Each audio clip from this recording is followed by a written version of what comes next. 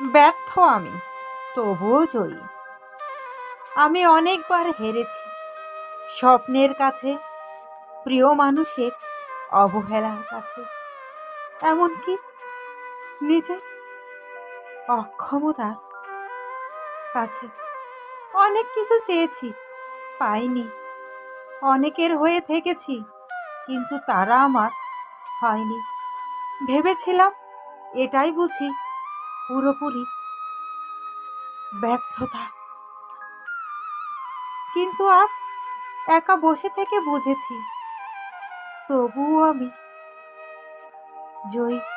কারণ আমি কখনো কারো মন ভাঙিনি, কাউকে আঘাত দিয়ে নিজের জীবন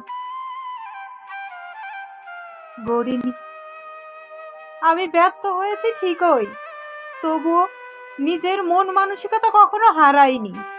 আমি এখনো ভালোবাসতে পারি, আস্থা রাখতে পারি মানুষের ওপর। এটাই তো জয়। নষ্ট না হয়ে বেঁচে থাকাটাই জীবনের সবচেয়ে বড় বিজয়।